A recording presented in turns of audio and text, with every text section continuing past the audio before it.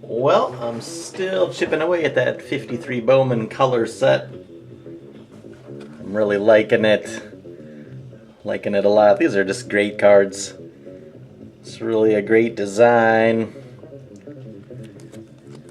This is a pretty nice one. It's got some scrapbook glue on the back there, but otherwise, really nice surface on that. Really good gloss. It's got a crease down in the lower right corner. It doesn't really come through on the front. You can see it on the back a little bit.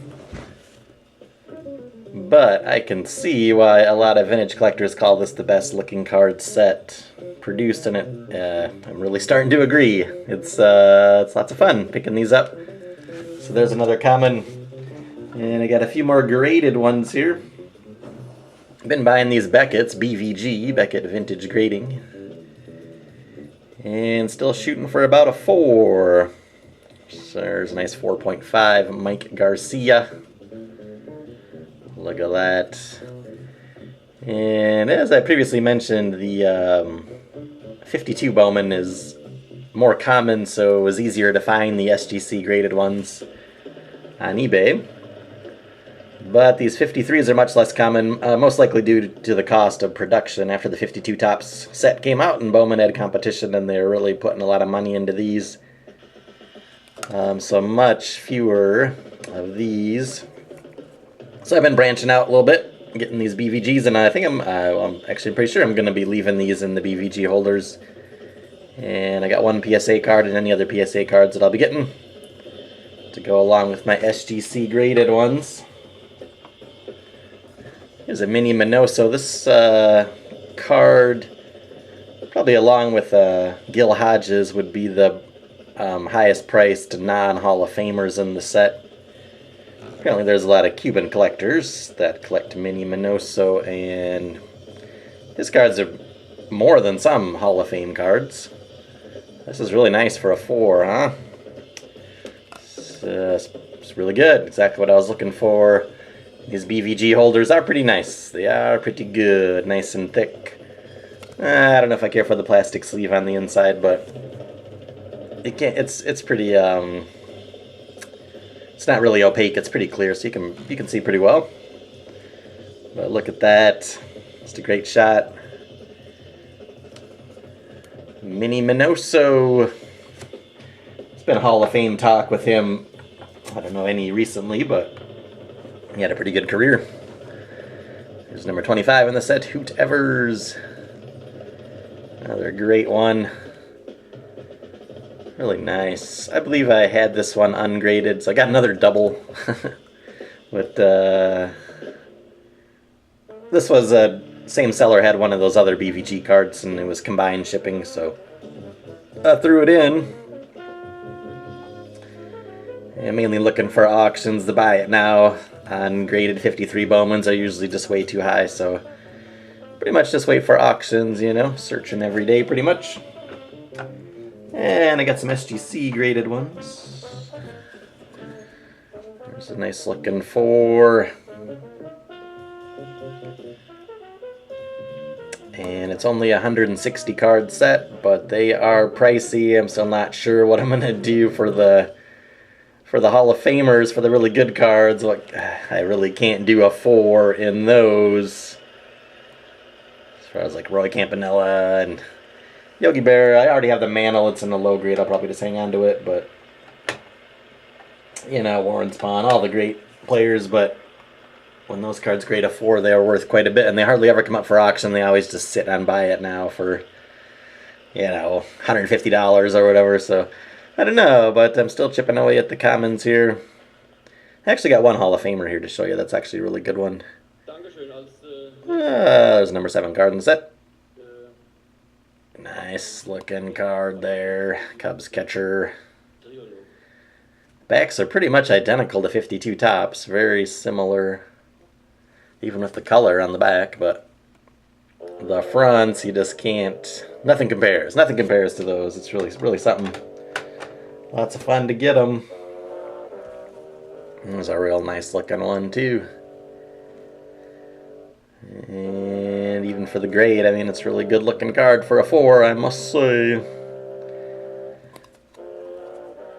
No creases. Here's actually a really good Hall of Fame card. This actually came up as a buy it now after my discussion about how buy it nows are so much, but I snatched this up right away. And Monty Irvin, look at that, in a 5, so really nice. I mean, if you guys aren't familiar with that card, just take a nice look at it. It's really an incredible card. It's probably his best looking card. 53 Bowmans, I mean, a lot of players, they just have their best looking card. And 53 Bowman, Stan Musial, I mean, that's obviously his best looking card. So, really great. That one was actually affordable. So I did pick that up. Now, for the main course here, well, I don't know what else to say, but 1915 Cracker Jack, Eddie Plank, and this one is definitely one of the cornerstones of the collection, possibly the flagship of the collection,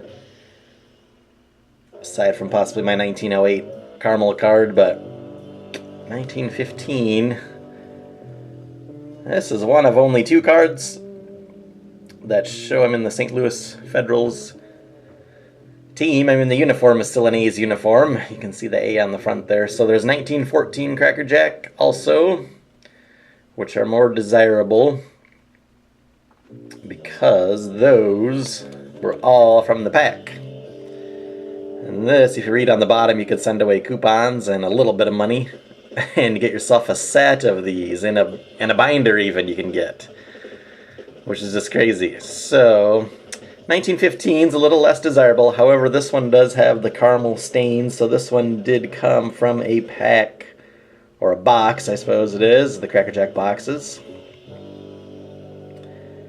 And it's got 3 pinholes. But as far as creases, there was some light creases in one of the corners. But you know, as far as the PSA 1 goes, it's a pretty good looking card. And this is a card that I thought I would pick up. But then within the last couple of years, it had really shot up. Even the last year or so, they're really just gone up to the point where I'm just like, well, maybe I won't get one of those. But this one came up, and I really saw it as my last chance probably to ever get one. Obviously, the pinholes kept a lot of people away from it, but not me. So 1914, the back is the same orientation as the front. In 1915, they flipped it for some reason. And if you're not familiar with this set, I would suggest you take a look at the 1915 Christy Mathewson. It's a pose, and it's really an incredible card. It's just incredible looking. 1914 Christy Mathewson was an action shot, a horizontal card, but check out 1915. That portrait is just incredible. Hannes Wagner's in the set, along with a lot of other pre-war Hall of Famers, but this is the latest card I have of Plank that's from his playing days. And just incredible. It's going to hang out in that PSA holder for a while. I kind of like how the red matches the background of the card, actually, but I suppose next time I send in to SGC, I'll send it in and get it SGC graded along with my other Planks, but there it is. Really happy to get that. One of those cards I wasn't sure if I'd ever own, but there it is. Thanks for watching.